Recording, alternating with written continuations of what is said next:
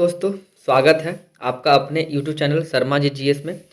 हम लोग test series 16 तक कंप्लीट कर लिए थे। आज टेस्ट सीरीज 17 को एक्सप्लेन करेंगे। तो चलिए एक एक करके हर एक क्वेश्चन को देखते हैं बिना देर के हुए। तो आइए पहले क्वेश्चन देखते हैं। पहला क्वेश्चन है, दीफू पास यानी कि दीफू दर्रा कहाँ स्थित है। तो फ्रेंड्स, दीफू दर्रा अरुणाचल प्रदेश में स्थित है। तो ऑप्शन बी जो है इसका करेक्ट आंसर हो जाएगा। देखिए, आपको कुछ दर्रा है और उसके से संबंधित राज्य हैं, उसको भी ध्यान रखना पड़ेगा। जैसे अगर बात करें बोमडीला दर्रा का, तो ये अरुणाचल प्रदेश में है। यांगपा दर्रा अरुणाचल प्रदेश और दीफू दर्रा अरुणाचल प्रदेश। अब बात करते हैं जलेपला, तो ये जलेपला सिक्किम में है। बाराराचा हिमाचल प्रदेश। अब बात करें पीर पंजाल, तो ये जम्मू कश्मीर। जोजिला दर्रा लद्दाख में है। नीति माना ये सब कहाँ है फ्रेंड्स, तो उत्तराखंड में है। रोहतांग दर्रा भी हिमाचल प्रदेश में है। और अगर बात करें बुर्जिल दर्रा का, तो वो जम्मू कश्मीर में है। ठीक है ना। तो जम्मू कश्मीर का आपको दो दर्रा याद रखना है, एक बुर्जिल दर्रा दर्रा और एक पीर पंजाल दर्रा। चलिए अब बढ़ते हैं अगले क्वेश्चन की तरफ। भारत में सबसे लंबी बांध कौन सी है। तो फ्रेंड्स, ये हीराकुंड है। ठीक है, देखिए हीराकुंड बांध जो ये महानदी पर बनी हुई है संबलपुर जिले में। ठीक है, हीराकुंड बांध विश्व की सबसे लंबी नदी बांध है। इसकी अगर हम लंबाई की बात करें तो 4800 मीटर है। ठीक है, सतलज नदी पर भाखड़ा नांगल विश्व की सबसे ऊंची गुरुत्वीय बांध यानी ग्रेविटी डैम उसको बोलते हैं। नागार्जुन सागर परियोजना ये कृष्णा नदी पर आंध्र प्रदेश और तेलंगाना राज्य के सीमा पर स्थित है।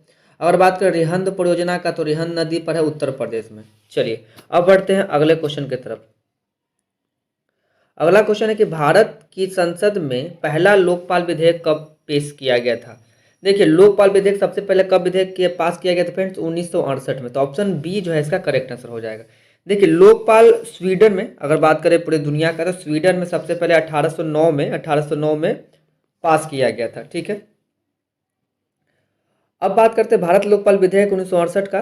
तो इससे अनेक बार संसद में लाया गया जो पारित नहीं हो पा रहा था। 2019 में पिनाकी चंद्र घोष को देश का पहला लोकपाल बनाया गया था। वर्तमान में प्रदीप कुमार मोहंती भारत के लोकपाल हैं 2023 के अनुसार। अब भारत में अगर लोक प्रहरी बैंकिंग क्षेत्र में, तो 1995 में लाया गया था। और लोक प्रहरी का कार्य ग्राहक को सुविधा उपलब्ध कराना और उनके समस्याओं का निदान करना होता है। राज्यों में लोकायुक्त पद भ्रष्टाचार रोकने के लिए बनाया गया था। तो आप इसको ध्यान रखेंगे। तो पहला लोकपाल विधेयक कब, ये 1968 में।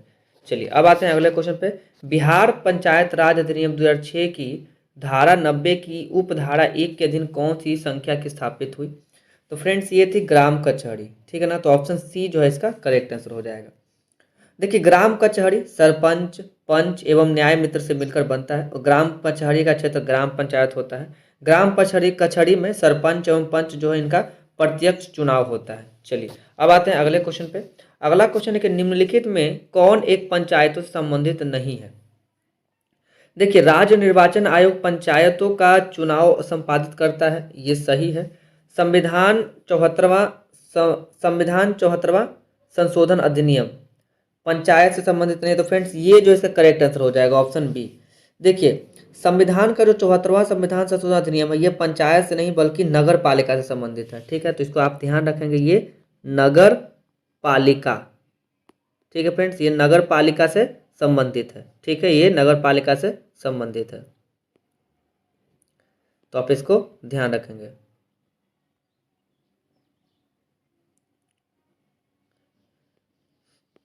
ठीक है, ये नगर पालिका से 74वां जो संविधान संशोधन है नगर पालिका से संबंधित है। और अगर बात करें पंचायती राज जो 73वां संविधान संशोधन था, ये पंचायती राज 73वां संविधान संशोधन में जोड़ा गया था। अब देखिए, इसमें त्रिस्तरीय पंचायती राज के ढांचे का प्रावधान किया गया है, तो आप इसको भी ध्यान रखेंगे। चलिए अब बढ़ते हैं अगले क्वेश्चन की तरफ, जिसका हो जाएगा करेक्ट आंसर ऑप्शन बी। अब आते हैं अगले क्वेश्चन की तरफ। माउंट एवरेस्ट पर 2 बार चढ़ने वाली विश्व की पहली महिला है। तो फ्रेंड्स, ये है संतोष यादव। ठीक है ना। तो ऑप्शन सी जो है ये करेक्ट हो जाएगा। देखिए, माउंट एवरेस्ट पर 2 बार चढ़ने वाली ये विश्व की पहली महिला है संतोष यादव। और संतोष यादव 1992 और 1993 में 1992 और 1993, ठीक है ना, 1992 और 93 में चढ़कर विश्व की प्रथम महिला जो 2 बार एवरेस्ट पर चढ़ने का रिकॉर्ड बनाई है। माउंट एवरेस्ट पर चढ़ने वाली अगर प्रथम महिला की बात करें तो वो जुंको तवई थी, वो जापान की थी। और भारत की प्रथम महिला एवरेस्ट पर चढ़ने वाली थी बछेंद्री पाल, ये चढ़ी थी 1984 में, 1984 में, 1984 में। देखिए कामी रीता शेरपा जो है 27वीं बार एवरेस्ट पर चढ़ने में सफलता पाई है, जो कि विश्व रिकॉर्ड है। एवरेस्ट पर सबसे पहले 29 मई 1953 को न्यूजीलैंड के एडमंड हिलेरी और नेपाल के जो शेरपा तेंजिंग थे वो चढ़ने में सफलता पाए थे। चलिए अब आते हैं अगले क्वेश्चन पे। अगला क्वेश्चन है, गांधीवादी विचारधारा का मूलाधार क्या है? तो धर्म और नैतिकता। ऑप्शन सी जो है फ्रेंड इसका करेक्ट आंसर हो जाएगा। महात्मा गांधी धर्म को राजनीतिक से जोड़कर देखते थे। महात्मा गांधी का मानना था कि एक धार्मिक प्रवृत्ति के व्यक्ति अधिक संवेदनशील और नैतिकता से जुड़ा होता है। गांधी जी सत्य और अहिंसा के सर्वाधिक महत्व देते थे। गांधी जी सबसे अधिक महत्व सत्य को दिए। गांधी जी लघु एवं जो कुटीर उद्योग होता है कि उससे काफी समर्थक थे। चलिए अब आते हैं अगला क्वेश्चन, अमीर खुसरो किसके दरबार में प्रसिद्ध कवि थे? फ्रेंड्स ये रिपीट क्वेश्चन है, पीछे भी आया जा चुका है ये क्वेश्चन। तो इसका करेक्ट आंसर हो जाएगा अलाउद्दीन खिलजी। देखिए अगर बात करें अमीर खुसरो का, तो ये सितार और तबला का इनको आविष्कारक कहा जाता है। अमीर खुसरो ने बलबन से लेकर मोहम्मद बिन तुगलक 8 सुल्तानों के शासनकाल को देखा है। अमीर खुसरो को हिंद का तोता भी कहा जाता है और खुसरो की पहली रचना थी किरान उल सादेन, तो आप इसको भी याद रखेंगे। और अमीर खुसरो गयासुद्दीन तुगलक के दरबारी कवि थे। चलिए अब आते हैं अगले क्वेश्चन पे। अगला क्वेश्चन है कि धर्म के बारे में यह किसने कहा था कि यह जनता के लिए अफीम है? तो फ्रेंड्स ये किसने कहा था? ये मार्क्स ने, ठीक है ना। तो ऑप्शन जो डी है करेक्ट आंसर हो जाएगा। देखिए कार्ल मार्क्स धर्म को राजनीति से अलग रखने के पक्ष में थे। कार्ल मार्क्स जर्मन दार्शनिक, अर्थशास्त्री, इतिहासकार, राजनीति सिद्धांतकार, समाजशास्त्री, पत्रकार और वैज्ञानिक समाजवाद के प्रणेता थे। गांधी जी धर्म को राजनीति में अनिवार्य मानते थे, जबकि इनका कहना था कि नहीं ये अलग है। कार्ल मार्क्स दास कैपिटल पुस्तक की रचना की थी, तो आप इसका ध्यान रखेंगे 1867 में, ठीक है ना, 1867 में किसका? दास कैपिटल का। चलिए अब आते हैं अगले क्वेश्चन पे। अगला क्वेश्चन है कि पतंजलि किसके इसके संकलन के लिए विख्यात है? तो फ्रेंड्स ये योग सूत्र के, पतंजलि योग से संबंधित है। देखिए पतंजलि योग दर्शक के जनक हैं और भारतीय प्राचीन भारत में मान्यता प्राप्त 6 दर्शन है। 6 दर्शन पतंजलि शुंग वंश के शासक जो पुष्यमित्र शुंग है उनके दरबार में रहते थे। आयुर्वेद ऋग्वेद का उपवेद है। पतंजलि ने एक पुस्तक लिखी थी अष्टाध्यायी, तो आप इसको भी ध्यान रखेंगे। अष्टाध्यायी पुस्तक जो ये पतंजलि द्वारा लिखी गई थी। अब आते हैं अगले क्वेश्चन पे। अगला क्वेश्चन है कि रजत क्रांति संबंधित है। तो फ्रेंड्स ये क्रांति संबंधित क्वेश्चन लगातार आते रहते हैं। तो देखिए रजत क्रांति की अगर बात करें तो ये दूध से संबंधित है, ठीक है ना, दुग्ध से। और कुछ क्रांति और उत्पादन देख लेते हैं। देखिए रजत क्रांति ये अंडा से भी संबंधित है, तो खैर ऑप्शन में दिया है तो आप इसको भी टिक कर सकते हैं। तो ऑप्शन सी इसका करेक्ट आंसर हो जाएगा। और देखिए अंडा क्रांति रजत क्रांति, दूध उत्पादन श्वेत क्रांति, अनाज उत्पादन दूध उत्पादन, फ्रेंड्स ये गलत है। इसका ऑप्शन आंसर जो है ये ऑप्शन डी हो जाएगा, अंडा उत्पादन से। रजत क्रांति का संबंध अंडा उत्पादन से है। देखिए दूध का हो जाएगा श्वेत क्रांति, अनाज का हो जाएगा हरित क्रांति, तिलहन का पीली क्रांति, आलू का गोल क्रांति। चलिए अब आते हैं अगले क्वेश्चन पे। Pova reserve forest, Pova reserve forest किस राज्य में स्थित है? तो ये असम में है फ्रेंड्स। जो पोवा है ये रिजर्व फॉरेस्ट ये असम में स्थित है। पोवा रिजर्व फॉरेस्ट को वन्यजीव अभयारण्य का दर्जा दिया गया है। अब बात करें नामदफा और माउलिंग राष्ट्रीय उद्यान, तो ये अरुणाचल प्रदेश में है नामदफा। राष्ट्रीय अगर राजीव गांधी ओरंग राष्ट्रीय उद्यान, तो ये भी असम में ही है। कंचनजंगा राष्ट्रीय उद्यान सिक्किम में है। और अगर बात करें रायमोना वन अभयारण्य, तो ये असम का 6वां राष्ट्रीय उद्यान बना है, तो इसको भी आप ध्यान रखेंगे। अब आते हैं अगले क्वेश्चन पे। अगला क्वेश्चन है 13 नंबर क्वेश्चन। भारत का मानक समय रेखा किस जिले से होकर गुजरती है? फ्रेंड्स ये पीछे हम लोग जो क्वेश्चन इससे 16 किए थे उसमें भी यही सेम क्वेश्चन था, तो इसका करेक्ट आंसर हो जाएगा मिर्जापुर, ठीक है फ्रेंड्स, उत्तर प्रदेश मिर्जापुर। देखिए भारत का समय मानक जो है ये रेखा इलाहाबाद के पास नैनी से गुजरती है। और भारत का जो मानक समय है अगर ग्रीन जीएमटी का बात करें तो 5.5 घंटे आगे है ग्रीन मीन टाइम से। और भारत का मानक समय 82.5 डिग्री पूर्वी दिशांतर है और 82.5 डिग्री पूर्वी दिशांतर 5 राज्यों को गुजरती है। उत्तर प्रदेश, मध्य प्रदेश, छत्तीसगढ़, उड़ीसा और आंध्र प्रदेश। कर्क रेखा 23.5 डिग्री नॉर्थ है, भारत के 8 राज्यों से गुजरती है। गुजरात, राजस्थान, मध्य प्रदेश, छत्तीसगढ़, झारखंड, पश्चिम बंगाल, त्रिपुरा और मिजोरम से गुजरती है। इसका एक ट्रिक भी बताए थे, मित्र पर गमछा झाड़। चलिए अब अगला क्वेश्चन देखते हैं। हम्पी का खुला संग्रहालय किस राज्य में है? तो फ्रेंड्स ये कर्नाटक में है। देखिए विजयनगर साम्राज्य की ये राजधानी हुआ करती थी और इसकी स्थापना विजयनगर साम्राज्य की स्थापना कब हुआ था? 1336 में हुआ था, ठीक है। और हजारा मंदिर और विट्ठल स्वामी का मंदिर हम्पी में स्थित है। हम्पी शहर जो है ये तुंगभद्रा नदी के तट पर है, वहाँ से विजयनगर साम्राज्य की राजधानी का अवशेष प्राप्त हुआ है। कुतुब शाही वंश की जो राजधानी गोलकुंडा था, और बहमनी वंश की अगर बात करें प्रारंभिक राजधानी का तो गुलबर्गा था। चलिए अब आते हैं अगले क्वेश्चन पे। अगला क्वेश्चन है कि भाभा परमाणु रिसर्च सेंटर कहाँ स्थित है? तो फ्रेंड्स ये मुंबई में है, ठीक है ना, मुंबई में। देखिए कुछ और परमाणु रिसर्च सेंटर है जिसके बारे में आप समझ लीजिए। अगर बात करें तारापुर परमाणु विद्युत गृह तो ये महाराष्ट्र में है। राजस्थान परमाणु विद्युत गृह ये रावत भाटा राजस्थान। मद्रास परमाणु विद्युत केंद्र ये कलपक्कम तमिलनाडु में। नरौरा का जो परमाणु विद्युत केंद्र है बुलंद शहर है उत्तर प्रदेश में। काकरापाड़ा गुजरात। सूरत कैगा जो है ये कर्नाटक में है। तो ये बार बार क्वेश्चन पूछे जाते हैं, रिपीटेड क्वेश्चन है, तो आप इसको ध्यान रखेंगे। भाभा परमाणु रिसर्च सेंटर कहाँ हो जाएगा? तो मुंबई। चलिए अब आते हैं अगले क्वेश्चन पे कि भारत में जूट का सबसे अधिक जो है कहाँ होता है उत्पादन?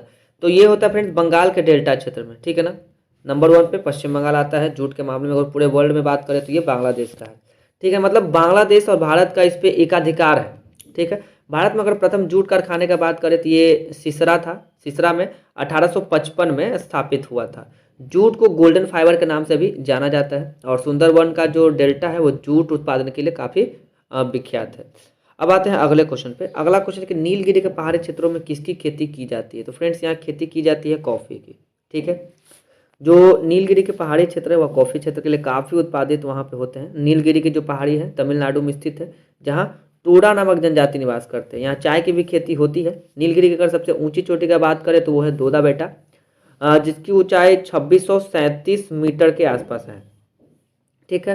प्रमुख पर्यटन स्थल यहाँ पे आपको ऊटी मिल जाएगा। नीलगिरी पहाड़ी पर स्थित है। भारत में छोटी इलायची की सुरक्षित जो सर्वाधिक खेती है वो केरल राज्य में ही होती है। चलिए अब आते हैं अगले क्वेश्चन पे। निम्नलिखित को सुमेलित जो नहीं है उसके बारे में बताइए। देखिए एक तरफ शास्त्रीय भाषा दी है और एक मान्यता प्राप्ति वर्ष उनको कब मिला है, तो आइए देखते हैं। तो सुमेलित नहीं है संस्कृत। संस्कृत को देखिए संस्कृत को 2004 में शास्त्रीय भाषा संबंधित सुमेलित नहीं मिला है, तो पहला का जो ऑप्शन है यही गलत हो जाएगा, ठीक है, ये गलत हो जाएगा फ्रेंड्स। अब देख लेते हैं। देखा जाए तो भारत ने 2005 में इसको मान्यता प्राप्त मिला था संस्कृत को। कन्नड़ का सही है 2008 हो जाएगा। मलयालम का 2013 हो जाएगा। उड़िया का 2014 हो जाएगा। देखिए वैदिक काल में जो रचित ऋग्वेद है की भाषा संस्कृत ही थी, और प्राचीनतम ग्रंथ भी हमारा ऋग्वेद ही है जो कि संस्कृत में ग्रंथ में है, संस्कृत भाषा में है। अब आते हैं कुछ देख लेते हैं अगले क्वेश्चन पे।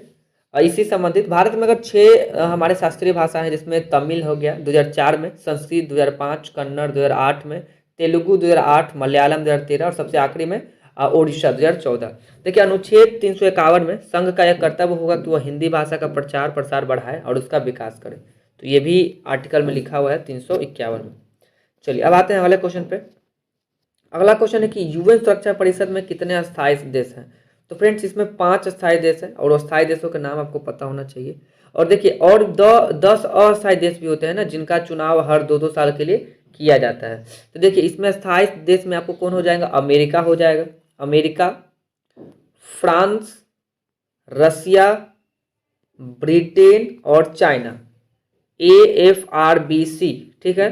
तो आप इनका नाम ध्यान रखेंगे। और देख लीजिए जो भारत है ये 8वीं बार सुरक्षा परिषद का अस्थायी सदस्य चुना गया है, जिसका जो कार्यकाल है भारत का 1 जनवरी 2021 से लेके 31 दिसंबर 2022 तक था। चलिए अब आते हैं अगले क्वेश्चन पे। अब 20 नंबर क्वेश्चन देख लेते हैं। अगला क्वेश्चन है कि एशियन डेवलपमेंट बैंक का मुख्यालय कहाँ है? तो फ्रेंड्स ये मनीला में है, तो ऑप्शन ए जो है इसका करेक्ट आंसर हो जाएगा। अब देखिए मनीला कहाँ है फ्रेंड्स? ये फिलीपींस की राजधानी है। और अगर बात करें इसकी स्थापना का, तो ये 1966 में इसका स्थापना हुआ था। ADB का, एशियाई डेवलपमेंट बैंक, यानी कि एक एशियाई विकास बैंक का। विश्व बैंक जो है वो दीर्घकालीन ऋण प्रदान करती है तथा इसका मुख्यालय वाशिंगटन DC में है। जो अंतर्राष्ट्रीय कोष है भुगतान जो संतुलित फ्रेंड्स वो सहयोग करता है, तथा इसका जो मुख्यालय है वाशिंगटन DC USA में स्थित है। और IMF के वर्तमान जो प्रबंधक निदेशक हैं वो बुल्गारिया के क्रिस्टलिना जॉर्जीवा हैं, तो आप ये भी ध्यान रखेंगे। अब आते हैं अगले क्वेश्चन पे। अगला क्वेश्चन है कि भारत की खोज पुस्तक अहमदनगर किला जेल में कारावास के दौरान लिखी गई थी। तो भारत की खोज पुस्तक के लेखक कौन है? तो फ्रेंड्स ये आपको पता होना चाहिए। भारत एक खोज पुस्तक के लेखक कौन है? तो इसका करेक्ट आंसर हो जाएगा friends option number D, Jawaharlal Nehru. इन्होंने ये जो बुक थी ये अहमदनगर किला जो जेल है उसके दौरान लिखी थी। जवाहरलाल नेहरू द्वारा देखिए विश्व इतिहास की झलक पुस्तक भी लिखी गई। जवाहरलाल नेहरू के द्वारा पिता की पुत्री का नाम letter from father to his daughter नामक एक प्रसिद्ध पत्र भी लिखा गया था। महात्मा गांधी द्वारा हिंद स्वराज पुस्तक लिखी गई। इंडियन स्ट्रगल पुस्तक है ये जो सुभाष चंद्र बोस द्वारा लिखी गई थी। चलिए अब आते हैं अगले क्वेश्चन पे। अगला क्वेश्चन है राशियों की कुल संख्या, जो राशियों है उसकी कुल संख्या ये कितनी है? तो फ्रेंड्स राशि टोटल 12 होते हैं, 12। और नक्षत्र का बात करें तो 27 नक्षत्र होते हैं, ठीक है। अब देखिए और वर्तमान में ग्रह की संख्या कितनी है? तो 8 है। और पृथ्वी का सबसे निकटतम ग्रह कौन सा है? तो शुक्र है। वर्तमान में शनि ग्रह के उपग्रहों की संख्या सबसे ज्यादा है 145, ठीक है। चलिए अब आते हैं अगले क्वेश्चन पे। अगला क्वेश्चन है कि कौन सा रिटायर्ड ICS अधिकारी भारतीय राष्ट्रीय कांग्रेस के 1885 के गठन में शामिल रहा? तो फ्रेंड्स ये एओ ह्यूम था, ठीक है ना। तो ऑप्शन डी जो है इसका करेक्ट आंसर हो जाएगा। देखिए अवकाश प्राप्त थे ये ICS अधिकारी एओ ह्यूम। बॉम्बे में कांग्रेस की स्थापना 1885 में की है। भारतीय राष्ट्रीय कांग्रेस के अगर प्रथम अध्यक्ष की बात करें तो वो WC बनर्जी यानी कि व्योमेश चंद्र बनर्जी थे। भारतीय राष्ट्रीय कांग्रेस के प्रथम मुस्लिम अध्यक्ष बदरुद्दीन तैयब जी और प्रथम अंग्रेज अध्यक्ष जॉर्ज योले, ठीक है। 28 दिसंबर 1885 को गोकुल दास तेजपाल संस्कृत कॉलेज भवन में एओ ह्यूम के प्रयास से भारतीय राष्ट्रीय कांग्रेस की स्थापना की गई। और उस समय का जो वायसराय था वो डफरिन था। डफरिन ने कहा था फ्रेंड्स भारतीय राष्ट्रीय कांग्रेस को अल्पमत का प्रतिनिधित्व कहा था। Grand old man of India के नाम से प्रसिद्ध है कौन? दादा भाई नौरोजी। वो 3 बार कांग्रेस की अध्यक्षता की, 1886 में, 1893 में और 1906 में। चलिए अब आते हैं अगले क्वेश्चन पे। तमस उपन्यास के लेखक कौन है? तो फ्रेंड्स ये लिखा गया था भीष्म शाहिनी के द्वारा। तो ऑप्शन ए जो है इसका करेक्ट आंसर हो जाएगा। देखिए कुछ और लेखक है और उनके पुस्तक हैं तो ये भी देख लेते हैं। अगर बात करें प्रेमचंद, तो प्रेमचंद लिखे थे गोदान और गबन, इन्हीं का लिखा हुआ है। अमृता प्रीतम द्वारा लिखा है कागज ते कैनवस। अगर बात करें जयदेव तो गीत गोविंद इन्हीं का लिखा हुआ है। राजशेखर काव्य मीमांसा। R.K. नारायण का सबसे फेमस जो पुस्तक है मालगुडी डेज। अरविंद घोष का लाइफ डिवाइन। चलिए अब आते हैं अगले क्वेश्चन की तरफ। तो तमस का क्या हो जाएगा फ्रेंड्स? भीष्म शाहिनी। भारतीय आजादी के समय इंग्लैंड के प्रधानमंत्री कौन थे? तो फ्रेंड्स ये थे क्लीमेंट एटली। ऑप्शन सी जो है इसका करेक्ट आंसर हो जाएगा, क्लीमेंट एटली, ठीक है। देखिए जो इंग्लैंड के प्रधानमंत्री थे क्लीमेंट एटली 1946 के चुनाव में लेबर पार्टी से विजय प्राप्त हुए थे और क्लीमेंट एटली प्रधानमंत्री निर्वाचित हुए थे। और इसके पूर्व कौन थे फ्रेंड्स? विंस्टन चर्चिल प्रधानमंत्री थे। सिपाही विद्रोह 1857 में ब्रिटेन का जो प्रधानमंत्री था वो पामस्टन था जो कि लिबरल पार्टी से था। और तीनों गोलमेज सम्मेलन में समय इंग्लैंड का जो प्रधानमंत्री था फ्रेंड्स ये मैकडोनाल्ड था। तो आप इसको ध्यान रखेंगे। ये 3-4 जो प्राइम मिनिस्टर था वो इंग्लैंड को बार बार पूछे जाते हैं। तो भारत की आज़ादी के समय क्लीमेंट एटली हो जाएगा। उससे पहले कौन हो जाएगा? तो विंस्टन चर्चिल हो जाएगा। और अगर हम बात करें कि तीनों गोलमेज सम्मेलन के समय तो ये मैकडोनाल्ड हो जाएगा। और जब 1857 की क्रांति हुई थी तो उसमें पामस्टन था। तो आप इसको ध्यान रखेंगे। अब आते हैं अगले क्वेश्चन की तरफ। 26 नंबर क्वेश्चन देखते हैं। महात्मा गांधी और बाबा साहब अम्बेडकर के बीच पूना पैक्ट कब हुआ था? तो फ्रेंड्स ये कब हुआ था? तो ये 1932 में हुआ था, ठीक है ना। देखिए अम्बेडकर जो थे हरिजन को अलग सांप्रदायिक निर्वाचन की जगह हरिजन के लिए आरक्षण का सम्मत हुए थे। पूना पैक्ट पुणे के यरवदा सेंट्रल जेल में 24 सितंबर 1932 को संपन्न हुआ था। यह माना जाता है कि बाबा भीमराव अम्बेडकर ने दबाव में आकर पूना पैक्ट पर हस्ताक्षर किए थे, ये भी माना जाता है। अब आते हैं अगले क्वेश्चन पे। सिंह का संरक्षक होता है, सिंह का संरक्षक होता है तो ये क्या हो जाएगा? मतलब कहाँ कौन है? तो ये देखिए इसका करेक्ट आंसर हो जाएगा गिर नेशनल पार्क, ठीक है ना। अब ये गिर है कहाँ पे? तो ये गिर गुजरात में है, ठीक है। और ये सिंह के लिए संरक्षित जगह है। अगर बात करें मानस तो ये मानस फ्रेंड्स असम में हाथी के लिए प्रसिद्ध है। काजीरंगा असम में ही है एक सिंह वाले गेंडा के लिए। और जो जिम कॉर्बेट नेशनल पार्क है फ्रेंड्स ये उत्तराखंड में बाघ के लिए प्रसिद्ध है। तो आप इसको ध्यान रखेंगे। अब आते हैं अगले क्वेश्चन पे। प्रसिद्ध पेंटर राजा रवि वर्मा किस रियासत से जुड़े थे? तो फ्रेंड्स ये त्रावणकोर से थे। तो ऑप्शन बी जो है इसका करेक्ट आंसर हो जाएगा। देखिए राजा रवि वर्मा का जो प्रसिद्ध चित्र है दुष्यंत को प्रेम पत्र लिखती शकुंतला से है। उनके चित्रों की सबसे बड़ी विशेषता हिंदू महाकाव्य जो धर्म ग्रंथों पर बनाए गए चित्र है। हिंदू पौराणिक कथाओं पर बहुत ही प्रभावशाली प्रयोग करके उनके चित्रों में दिखती है। चलिए अब आते हैं अगला क्वेश्चन पे कि बिहार में बहने वाली नदियों में किसका उद्गम अमरकंटक से है? तो फ्रेंड्स ये सोन नदी है। सोन नदी का जो उद्गम है ये अमरकंटक है, अमरकंटक पहाड़ी। ये मध्य प्रदेश में है। मध्य प्रदेश के अनूपपुर जिले में, वहाँ से 3 नदियाँ निकलती है। सोनम, देखिए सोन, नर्मदा, महानदी, ठीक है, और ये तीनों 3 दिशाओं में प्रवाहित होती है। अगर बात करें हम पुनपुन नदी का, तो पुनपुन नदी फ्रेंड्स ये छोटा नागपुर के पठार यानी पलामू से, और वो पटना के पास फतुहा में गंगा से आके मिल जाती है, ठीक है। और अमरकंटक फ्रेंड्स ये बता दिया आपको कि मध्य प्रदेश के अनूपपुर जिले में स्थित एक नगर है, तो आप इसको ध्यान रखेंगे। और अमरकंटक एक महत्वपूर्ण हिंदू तीर्थ स्थल भी है। चलिए अब आते हैं अगले क्वेश्चन पे। 30 नंबर क्वेश्चन है कि पूर्ण स्वराज का संकल्प कांग्रेस के द्वारा कब पारित किया गया था। फ्रेंड्स ये भी रिपीटेड क्वेश्चन है, तो ये किया गया था 31 दिसंबर 1929 को, ठीक है ना। आप इसको महीना और डेट के साथ याद रखेंगे, 31 दिसंबर 1929 लाहौर। और इस समय इसके अध्यक्ष कौन थे, तो ये थे जवाहरलाल नेहरू, ठीक है। और इसी अध्यक्षता में पहली बार 31 दिसंबर 1929 को लाहौर में रावी नदी के तट पर नेहरू ने झंडा फहराया था। और 26 जनवरी 1930 को संपूर्ण देश में स्वाधीनता दिवस सर्वप्रथम मनाया गया था। और इसी कारण से भारतीय संविधान को 26 जनवरी 1950 को लागू किया गया तथा 26 जनवरी को प्रत्येक साल हम लोग गणतंत्र दिवस मनाते हैं।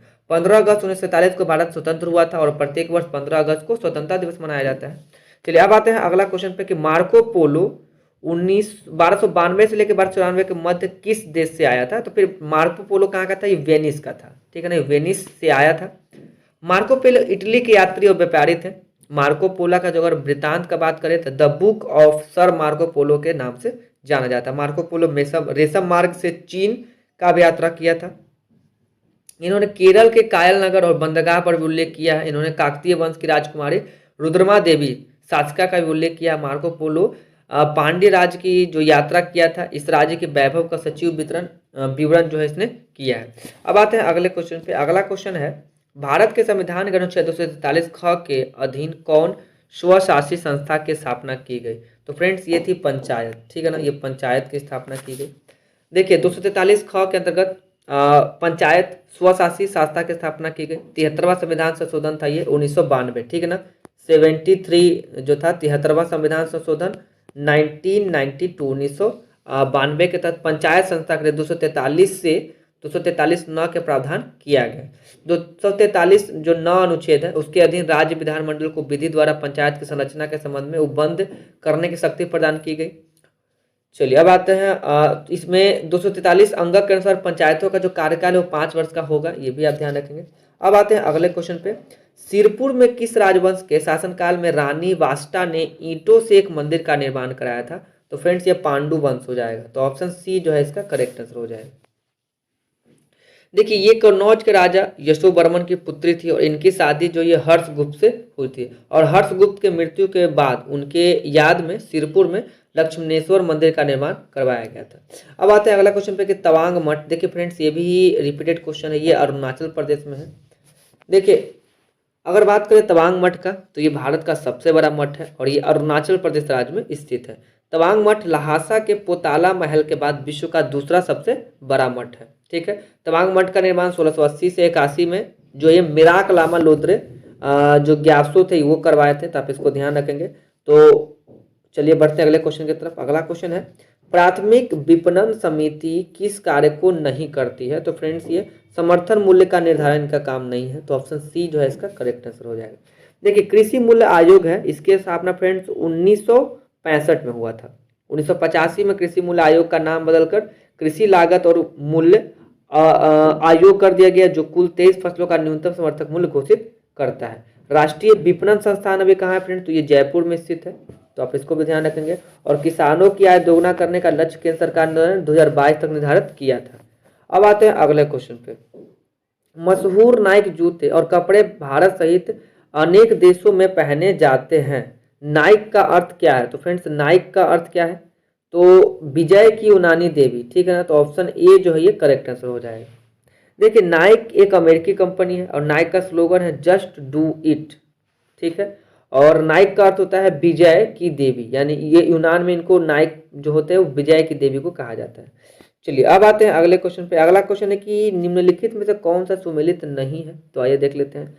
राज्यसभा सभापति सही है, लोकसभा का स्पीकर सही है, विधान परिषद का सभापति सही है, विधानसभा का स्पीकर ये गलत है फ्रेंड्स, ठीक है ना। तो विधानसभा का क्या हो जाएगा?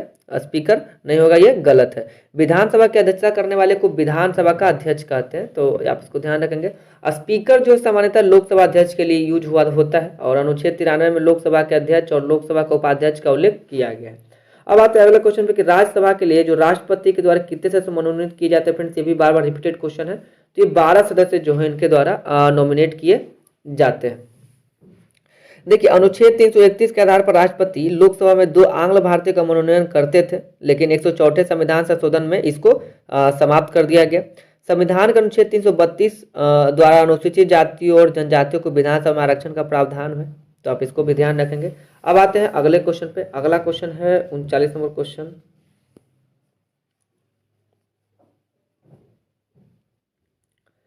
देखिए डोल उत्सव या डोल जात्रा त्योहार किस राज्य में मनाया जाता है? तो फ्रेंड्स ये पश्चिम बंगाल का त्योहार है, तो ऑप्शन डी जो है हो जाएगा इसका करेक्ट आंसर हो जाएगा, डोल उत्सव। देखिए डोल उत्सव को डोल जात्रा उत्सव भी कहा जाता है। रंगों का त्योहार को बसंत का मौसम की शुरुआत का प्रतीक। यह त्योहार भगवान कृष्ण और राधा को समर्पित है। बंगाली कैलेंडर के अनुसार वर्ष का यह अंतिम त्योहार होता है। चलिए अब आते हैं अगले क्वेश्चन पे कि वर्ष 2022 का साहित्य अकादमी पुरस्कार से हिंदी भाषा के लिए किसे सम्मानित किया गया था? किया गया है, तो फ्रेंड्स ये किया गया है बद्री नारायण को, तो ऑप्शन बी जो है इसका करेक्ट आंसर हो जाएगा।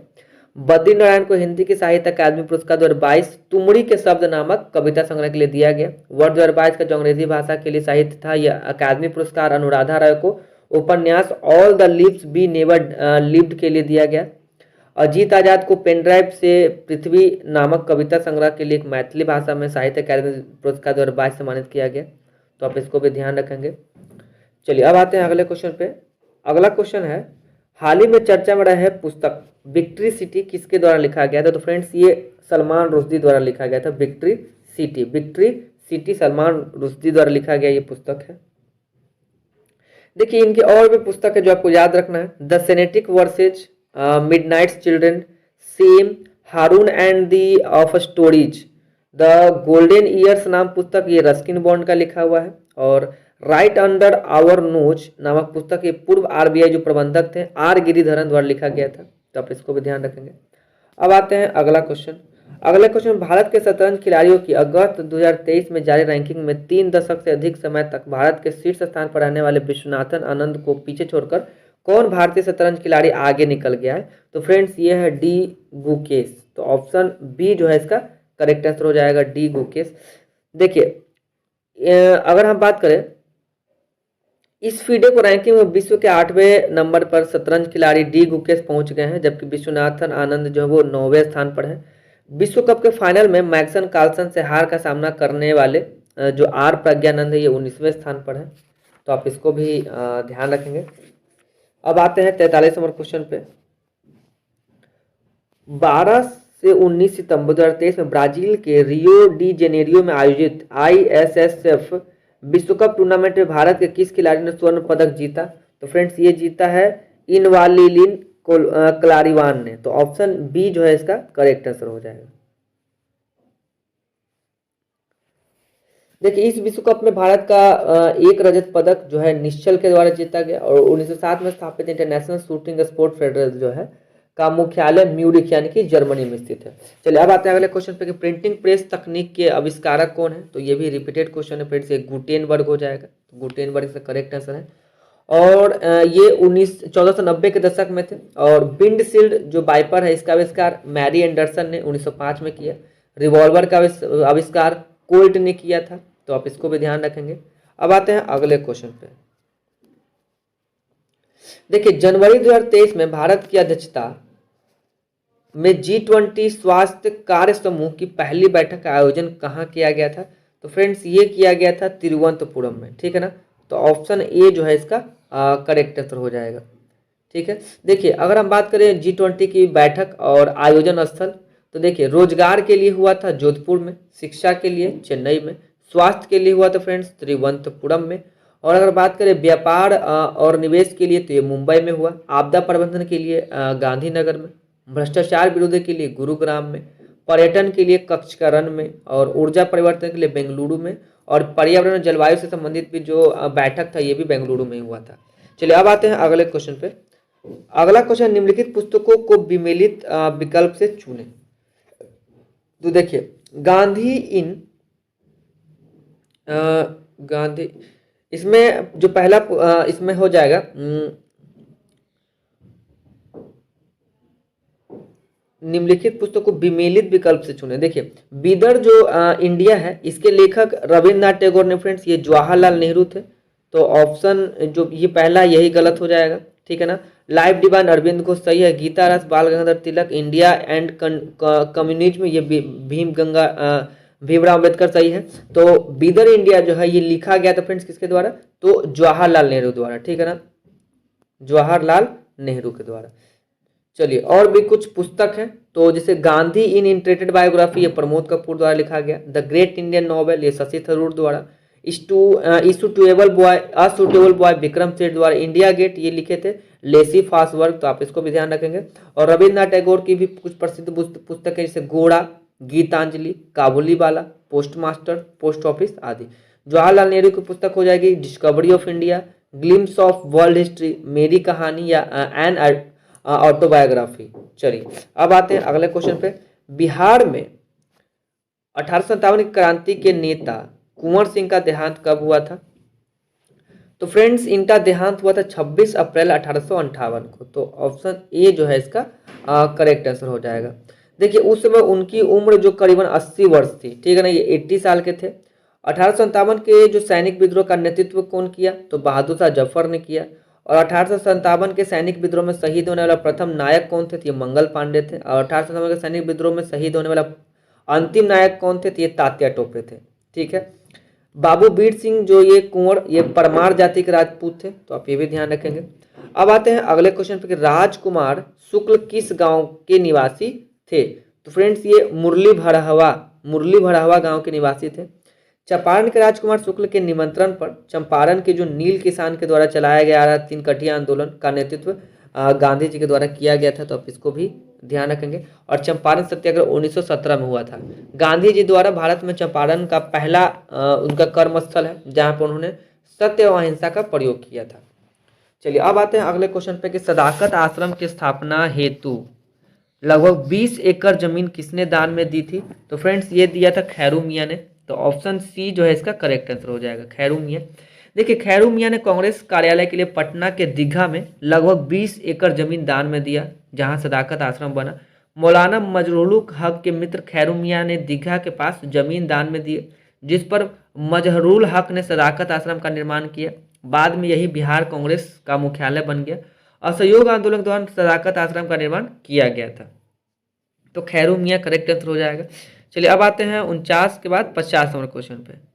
50 नंबर क्वेश्चन है, हम बहुत बड़ी भूल करेंगे यदि हम बिहार की जनता और उनके मंत्रिमंडल को लीग के नेताओं के हिंसक और असभ्य आक्रमणों के आगे आरक्षित छोड़ देंगे। वर्ष 1946 में यह बात किसने कही थी? तो फ्रेंड्स, ये सरदार वल्लभ भाई पटेल का कथन था। देखिए, कैबिनेट मिशन ने पाकिस्तान की मांग को खारिज कर दिया था। मुस्लिम लीग ने 16 अगस्त 1946 में प्रत्यक्ष कार्यवाही दिवस प्रारंभ किया। मुस्लिम लीग ने अव्यवस्था एवं अराजकता का वातावरण उत्पन्न कर दिया था। इस दौरान नोआखली में लगभग 6000 से अधिक व्यक्ति मारे गए थे, तो आप इसको भी ध्यान रखेंगे। अब आते हैं अगले क्वेश्चन पे। अगला क्वेश्चन है कि एक गतिशील बस में एकाएक ब्रेक लगने से बस सवारी आगे की ओर झुक जाती है, यह किस नियम का पालन करता है? तो फ्रेंड्स, ये न्यूटन के प्रथम नियम के अनुसार हो जाएगा। देखिए, गति के नियम का जो सबसे पहले व्याख्या था, ये सर आइजैक न्यूटन ने दिया था। उनकी पुस्तक थी प्रिंसिपिया, ठीक है। अब देखिए, न्यूटन के 3 लॉ है, तीनों लॉ के बारे में थोड़ा हम जल्दी बता देते हैं। देखिए, न्यूटन के गति का प्रथम नियम कहता है कि कोई वस्तु विराम अवस्था में है तो वह विराम अवस्था में ही रहना चाहती है, और जब कोई वस्तु गतिशील अवस्था में है तो गतिशील अवस्था में ही रहना चाहती है, जब तक कि कोई बाहरी बल उस पर न लगे। अब आते हैं न्यूटन के दूसरे नियम पे। देखिए, किसी वस्तु के संवेग में परिवर्तन की दर उस वस्तु पर लगने वाले बल के बराबर होता है तथा यह परिवर्तन वस्तु के दिशा में होता है। चलिए, अब देखते हैं तीसरे नियम पे। तो इसके अनुसार प्रत्येक क्रिया के बराबर परंतु विपरीत दिशा में प्रतिक्रिया, अर्थात दो वस्तु के पारस्परिक प्रतिक्रिया में दोनों ओर से लगाई गई क्रिया और प्रतिक्रिया बराबर होती है। तो न्यूटन का थर्ड लॉ इस क्रिया को क्रिया प्रतिक्रिया का नियम भी कहते हैं। अब आते हैं अगले क्वेश्चन पे। 52 नंबर क्वेश्चन है, एक साधारण आवर्धक ग्लास में निम्न शामिल है। तो इसमें छोटी फोकल लंबाई के उत्तल लेंस। तो ऑप्शन बी जो है इसका करेक्ट आंसर हो जाएगा। देखिए आपको दर्पण सूत्र याद रखना है। अगर आवर्धन का बात करें तो आवर्धन होता है प्रतिबिंब की लंबाई या बटा वस्तु की लंबाई। देखिए दर्पण सूत्र होता है 1/f is equal to 1/v plus 1/u। ठीक है ना। तो आप इस सूत्र को याद रखेंगे, इससे बहुत सारे मैक्सिमम क्वेश्चन आपका फॉर्मूले से बन जाएगा। अब आते हैं आधुनिक आवर्त सारणी आधारित है। तो फ्रेंड्स ये परमाणु क्रमांक पर, परमाणु नंबर पे, एटॉमिक नंबर पे ये आधारित है। माफ कीजिएगा फ्रेंड। आधुनिक आवर्त सारणी को जो जन्म जाता है ये ब्रिटिश वैज्ञानिक मोसले। इसमें कुल 18 वर्ग हैं। और आधुनिक जो आवर्त सारणी है ये जो इनका निर्माण है तत्वों के इलेक्ट्रॉनिक विन्यास के आधार पर किया गया है। न्यूलैंड ने अष्टक सिद्धांत दिया था और न्यूलैंड के समय ज्ञात तत्वों की संख्या 56 थी। मेंडलीव द्वारा निर्मित आवर्त सारणी में 9 वर्ग तथा 7 आवर्त है और मेंडलीव के समय ज्ञात तत्वों की संख्या 63 ही थी। मेंडलीव के समय अक्रिय गैस का खोज नहीं हो पाया था, तो आप इसको भी ध्यान रखेंगे। अब आते हैं अगले क्वेश्चन पे कि एल्केन का सूत्र क्या है। फ्रेंड देखिए ये भी रिपीटेड क्वेश्चन है। Alkane, alkene, alkyne. देखिए एल्केन का होता है CnH2n+2, एल्कीन का होता है CnH2n और एल्काइन का होता है CnH2n-2। ठीक है फ्रेंड्स, तो ये आप तीनों फॉर्मूला याद रखेंगे। अगर बात करें ईथर का फॉर्मूला तो ईथर का हो जाएगा CnH2n+1 O बॉन्ड CnH2n+1। ठीक है, तो देखिए एल्केन का क्या हो जाएगा फ्रेंड्स CnH2n+2, यानी कि ऑप्शन नंबर बी हमारा करेक्ट आंसर हो जाएगा। चलिए अब आते हैं अगले क्वेश्चन पे। समभारिक परमाणुओं में, समभारिक परमाणु में क्या फ्रेंड्स, न्यूक्लियनों की संख्या क्या होती है, समान होती है। तो ऑप्शन सी जो है इसका करेक्ट आंसर हो जाएगा। ठीक है, इनको समभारिक भी कहते हैं। चलिए अब आते हैं अगले क्वेश्चन पे। जल की कठोरता किसकी उपस्थिति के कारण होती है। तो फ्रेंड्स ये होता है मैग्नीशियम बाइकार्बोनेट। ठीक है ना, तो जल में जो मैग्नीशियम बाइकार्बोनेट है उसके वजह से उसमें जो है जल की कठोरता के कारण है वो। देखिए जल की अस्थायी कठोरता जो है लाइम वाटर को मिलाकर दूर की जा सकती है। जल की अस्थायी कठोरता उसे उबालकर आशवन करने से भी दूर हो जाता है। जल को स्थायी कठोरता दूर करने की जो मुख्य विधि है यह है परम्यूटेड विधि या जियोलाइट विधि के नाम से भी इसको जानते हैं। चलिए अब आते हैं अगले क्वेश्चन पे। 57 नंबर क्वेश्चन है कि ल्यूमेन किसका मात्रक है। तो फ्रेंड्स आपको पता होगा ये ज्योति फ्लक्स का मात्रक है। तो ऑप्शन सी जो है इसका करेक्ट आंसर हो जाएगा। ये भी रिपीटेड क्वेश्चन है। देखिए तरंगदैर्घ्य का मात्रक क्या हो जाएगा फ्रेंड्स, एंगस्ट्रॉम हो जाएगा। अगर बात करें कैंडेला तो ये ज्योति तीव्रता का मात्रक है। मोल तो ये पदार्थ का परिणाम का ऐसा मात्रक है, तो आप इसको ध्यान रखेंगे। चलिए अब आते हैं अगले क्वेश्चन पे। वायुमंडल में नाइट्रोजन गैस की प्रतिशतता कितनी है। तो फ्रेंड्स ये काफी इजी क्वेश्चन है, आप इजीली इसका आंसर बता सकते हैं। तो इसका करेक्ट आंसर हो जाएगा 78%। ठीक है, और अगर बात करें ऑक्सीजन का तो ऑक्सीजन का हो जाएगा 21% और कार्बन डाइऑक्साइड कितना हो जाएगा फ्रेंड्स 0.03%। ठीक है, तो ये इजी क्वेश्चन था। चलिए अब आते हैं अगले क्वेश्चन पे। अगला क्वेश्चन है कार्बन, नाइट्रोजन, ऑक्सीजन और फ्लोरीन के द्वितीय आयनन विभव का सही क्रम क्या हो जाएगा। तो देखिए ऑक्सीजन, फ्लोरीन, नाइट्रोजन, कार्बन, यानी कि ऑप्शन बी जो है इसका करेक्ट आंसर हो जाएगा। देखिए जब कोई पदार्थ किसी विद्युत चुंबकीय विकिरण से ऊर्जा शोषित करने के बाद इलेक्ट्रॉन उत्सर्जित करता है तो उसे प्रकाश विद्युत प्रभाव कहते हैं। प्रकाश विद्युत प्रभाव की खोज अल्बर्ट आइंस्टाइन ने किया था। प्रकाश विद्युत प्रभाव के लिए आइंस्टाइन को नोबेल पुरस्कार से भी सम्मानित किया गया था, तो आप इसको भी ध्यान रखेंगे। किस विटामिन को थायमीन के नाम से भी जानते हैं। तो फ्रेंड्स थायमीन बोलते हैं किसको, तो B1 का। ठीक है ना, तो ऑप्शन बी जो है इसका करेक्ट हो जाएगा B1। देखिए विटामिन ए को रेटिनॉल, विटामिन B2 को बोलते हैं राइबोफ्लेविन, विटामिन B3 होता है नियासिन, विटामिन B5 होता है पेंटोथेनिक अम्ल और विटामिन B7 होता है बायोटीन होता है। ठीक है, और थायमीन क्या हो जाएगा तो B1 हो जाएगा। चलिए अब आते हैं अगले क्वेश्चन पे। 63 नंबर क्वेश्चन है, सॉरी 62 नंबर क्वेश्चन है। आरएनए का मुख्य कार्य क्या है। तो फ्रेंड्स प्रोटीन संश्लेषण में सहायता करता है, तो ऑप्शन बी जो है इसका करेक्ट आंसर हो जाएगा। ठीक है, देखिए लाइसोसोम को आत्महत्या की थैली भी कहा जाता है और माइटोकॉन्ड्रिया को पावर हाउस यानी कि power house of the cell कहते हैं। राइबोसोम रासायनिक दृष्टि से आरएनए तथा प्रोटीन के बने होते हैं। चलिए अब आते हैं अगले क्वेश्चन पे। अगला क्वेश्चन है कि एल्यूमिनियम सल्फेट का प्रयोग किया जाता है। तो फ्रेंड्स इसका प्रयोग कपड़ों की छपाई के लिए और आग बुझाने के लिए, यानी कि ऑप्शन सी जो है इसका करेक्ट आंसर हो जाएगा। ठीक है, तो देखिए फिटकरी बनाने में भी इसका यूज करते हैं। प्राथमिक रंग 3 होते हैं, लाल, हरा, नीला। श्वेत प्रकाश 7 रंगों से मिलकर बना होता है। लाल रंग का तरंग सबसे अधिक होता है, सबसे कम किसका होता है तो बैंगनी रंग का होता है। आप इसको भी ध्यान रखेंगे। अब आते हैं अगले नंबर क्वेश्चन पे कि निम्नलिखित में से कौन सी संयोजन अभिक्रिया है। ठीक है, तो इसका करेक्ट आंसर क्या हो जाएगा, एल्यूमिनियम प्लस O2 Al2O3। तो ऑप्शन 3 जो है इसका, ऑप्शन 3, एक मिनट फ्रेंड्स, दो मैग्नीशियम ऑक्साइड ये और ये, हाँ 2 और 3 दोनों हो जाएगा फ्रेंड्स। तो ऑप्शन सी जो है इसका करेक्ट आंसर हो जाएगा। ठीक है, जिसमें संयोजन अभिक्रिया हो रहा है। अब आते हैं अगले क्वेश्चन पे। अगला क्वेश्चन है, किसी तत्व की परमाणु द्रव्यमान संख्या 35 है तथा इलेक्ट्रॉन 18 इलेक्ट्रॉन है, तो उस तत्व में प्रोटॉन की संख्या कितनी होगी। तो फ्रेंड्स ये भी 18 ही होती है। देखिए इलेक्ट्रॉन और प्रोटॉन की संख्या जो होती है वो बराबर होती है। तो ऑप्शन बी जो है इसका करेक्ट आंसर हो जाएगा।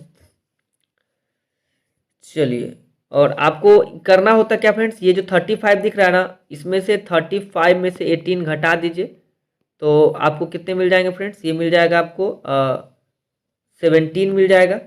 ठीक है, तो 17 क्या हो जाएगा फ्रेंड्स, न्यूट्रॉन की संख्या हो जाएगी। ये 17 कितने हो जाएंगे, इसमें न्यूट्रॉन हो जाएंगे।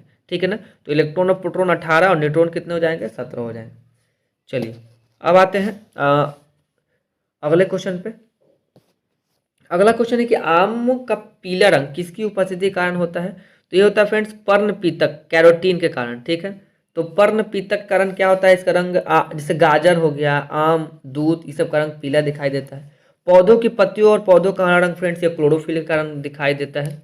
अब देखिए कुछ और भी पौधे हैं, तो देखिए जैसे कि टमाटर का लाल रंग ये लाइकोपीन के कारण, मिर्ची का तीखापन जो ये कैप्सेनिन के कारण, हल्दी का पीला रंग ये है करक्यूमिन, और पपीता का पीला रंग क्या फ्रेंड्स, कैरी कॉन्थेंजिन, और आलू का जो हरा रंग ये सोलेनिन के कारण होता है।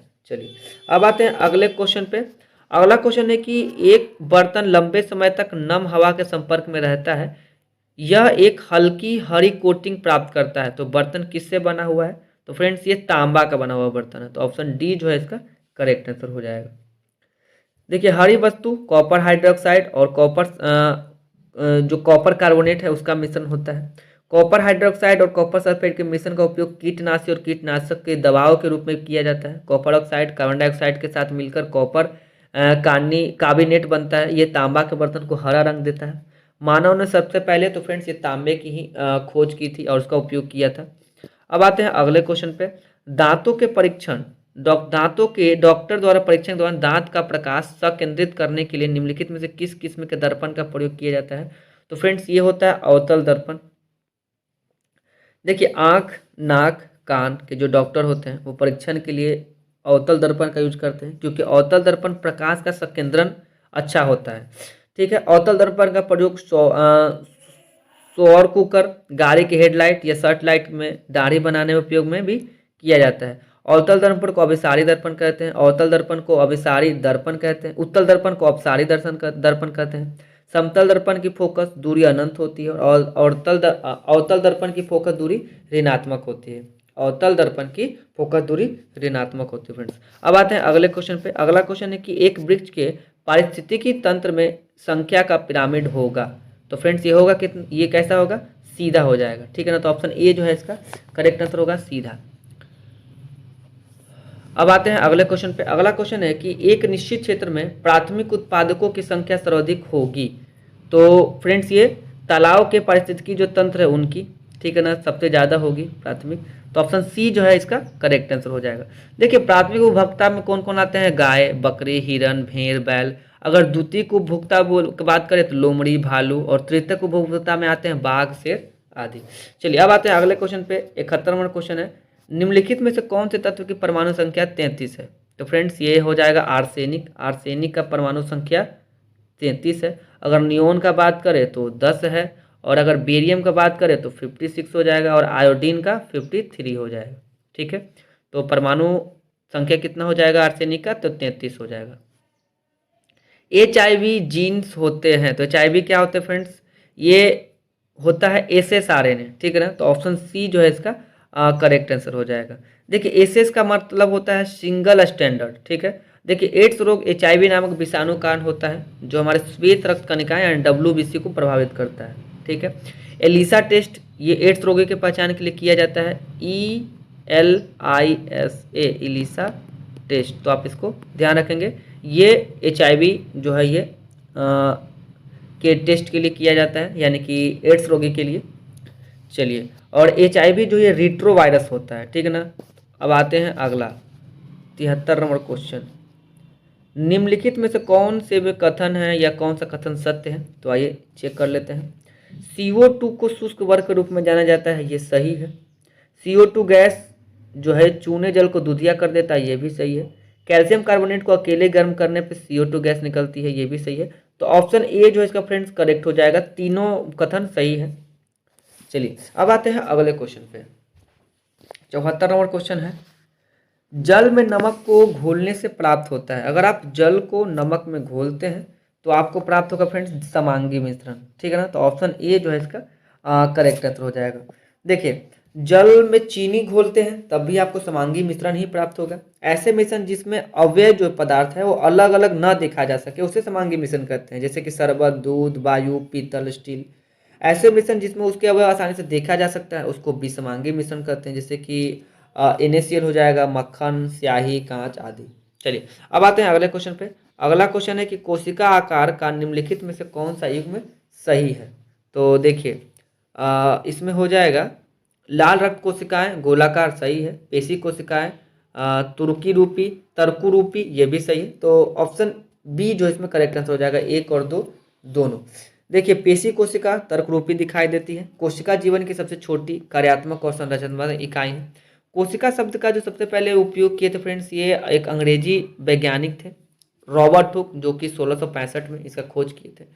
अगर बात करें सबसे छोटी जीवाणु, सबसे छोटी कोशिका जीवाणु की, तो माइकोप्लाज्मा है। सबसे लंबी कोशिका तंत्रिका तंत्र की कोशिका। सबसे बड़ी कोशिका जो शुतुरमुर्ग के अंडे की कोशिका। कोशिका दो प्रकार के होते हैं फ्रेंड्स, एक प्रोकैरियोटिक, एक यूकैरियोटिक। तो इसको भी आप ध्यान रखेंगे। अब आते हैं अगले क्वेश्चन पे। अगला क्वेश्चन है, ये यहाँ से मैथ्स के क्वेश्चन शुरू होते हैं फ्रेंड्स, तो एक एक करके मैं आपको इसका आंसर बता देता हूँ। बाकी डिटेल वीडियो भी आ रहा है इसका, तो टेंशन मत लीजिए। आप लोग सपोर्ट करते रहिए ताकि हमें भी हिम्मत मिल सके। और प्लीज़ फ्रेंड्स आप लोग लाइक भी कीजिए वीडियो को, और अपने दोस्तों में शेयर कीजिए जो कॉम्पिटिटिव एग्जाम्स का तैयारी करते रहते हैं। अभी हम बिहार दरोगा का भी प्रैक्टिस सेट लाने वाले हैं, तो आप बने रहिए। उसको भी इसी के साथ कंटिन्यू किया जाएगा। पर डे कोशिश करेंगे कि एक या दो सेट उसका भी अपलोड किया जाए। चलिए, तो 76 नंबर क्वेश्चन देख लेते हैं। इसका हो जाएगा ऑप्शन नंबर बी। 77 का हो जाएगा ऑप्शन नंबर ए 0। 78 का हो जाएगा फ्रेंड्स ऑप्शन नंबर सी 0। 79 का हो जाएगा फ्रेंड्स ऑप्शन नंबर डी 12। 80 का हो जाएगा डी 125%। 81 का हो जाएगा फ्रेंड्स ए। 82 का हो जाएगा सी 5.5% की कमी। 83% देख लेते हैं। 83% का हो जाएगा फ्रेंड्स ऑप्शन नंबर डी। 84% देख लीजिए। 84% का हो जाएगा ऑप्शन नंबर सी। 85 का हो जाएगा ऑप्शन नंबर डी। 86 का हो जाएगा फ्रेंड्स ऑप्शन नंबर बी। 87 का बात करें तो ऑप्शन नंबर हो जाएगा डी। 88 का देख लीजिए। 88 का हो जाएगा ऑप्शन नंबर ए। 89 का हो जाएगा फ्रेंड्स डी। 90 का देख लीजिए। 90 का हो जाएगा फ्रेंड्स ऑप्शन नंबर बी 10, 18, 26 प्रातः। अब देखिए 91 का हो जाएगा फ्रेंड्स ऑप्शन नंबर सी 6 दिन। 92 का हो जाएगा ऑप्शन नंबर डी। अब आते हैं 93 नंबर पे। 93 नंबर का हो जाएगा फ्रेंड्स ऑप्शन नंबर बी। 94 का हो जाएगा ऑप्शन नंबर सी। 95 का हो जाएगा फ्रेंड्स ऑप्शन नंबर बी। 96 का हो जाएगा ऑप्शन नंबर ए। 97 का भी हो जाएगा फ्रेंड्स ऑप्शन नंबर ए। 98 का हो जाएगा ऑप्शन नंबर ए। 99 का देख लेते हैं। 99 का हो जाएगा फ्रेंड्स ऑप्शन नंबर बी। 100 देख लीजिए। 100 का हो जाएगा ऑप्शन नंबर सी 8 वर्ष। 101 का हो जाएगा फ्रेंड्स ए 5 किलोमीटर। 102 का हो जाएगा ए 1140। 103 नंबर क्वेश्चन देखिए। 103 का हो जाएगा फ्रेंड्स ऑप्शन नंबर डी मंगलवार। 104 का हो जाएगा बी 120। 105 का हो जाएगा फ्रेंड्स ऑप्शन नंबर डी। 106 का हो जाएगा option number A decide. Option number question number 7 देख लीजिए फ्रेंड्स। 107 का हो जाएगा ऑप्शन नंबर ए।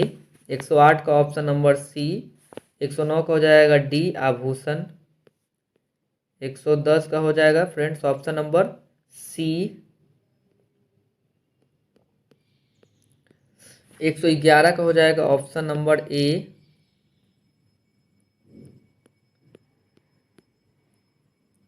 112 का हो जाएगा फ्रेंड्स ऑप्शन नंबर सी। 113 का हो जाएगा ऑप्शन नंबर सी जगह। 114 का भी हो जाएगा सी भुआ। 115 का हो जाएगा सी 7। 116 देख लेते हैं फ्रेंड्स। 116 का हो जाएगा ऑप्शन नंबर बी। 117 का ऑप्शन नंबर सी। 118 देख लीजिए उसका हो जाएगा फ्रेंड्स ऑप्शन नंबर ए। 119 का हो जाएगा बी। 120 का हो जाएगा फ्रेंड्स ऑप्शन नंबर बी। 121 का हो जाएगा ऑप्शन नंबर बी उस्तरा दाढ़ी। 122 का हो जाएगा फ्रेंड्स डी। 123 का बात करें तो ऑप्शन नंबर हो जाएगा डी राष्ट्र। 124 नंबर देखते हैं। 124 का हो जाएगा फ्रेंड्स ऑप्शन नंबर डी उपवन।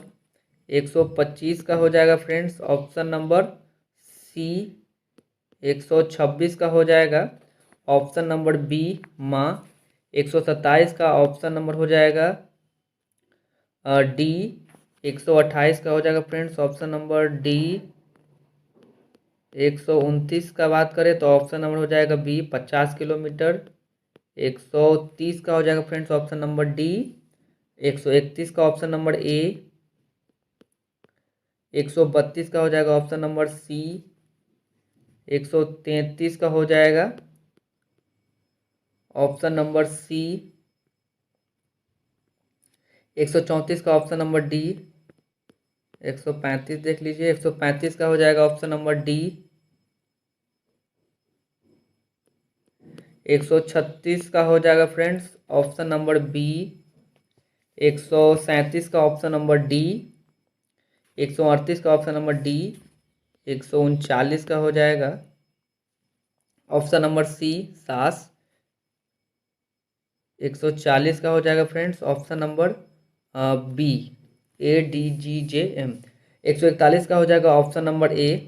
142 का हो जाएगा फ्रेंड्स ऑप्शन नंबर ए। 143 का हो जाएगा ऑप्शन नंबर डी। 144 देख लीजिए। 144 का हो जाएगा फ्रेंड्स ऑप्शन नंबर सी। 145 का हो जाएगा ऑप्शन नंबर ए। 146 का हो जाएगा फ्रेंड्स ऑप्शन नंबर हो जाएगा इसका डी भांजा। 147 का हो जाएगा फ्रेंड्स ऑप्शन नंबर बी। 148 का हो जाएगा ऑप्शन नंबर डी 91। 149 का हो जाएगा ऑप्शन नंबर ए। 150 का हो जाएगा ऑप्शन नंबर डी। फ्रेंड्स इस तरीके से हम लोग इसका 150 क्वेश्चन को कंप्लीट किए हैं। ये इसका आंसर की है।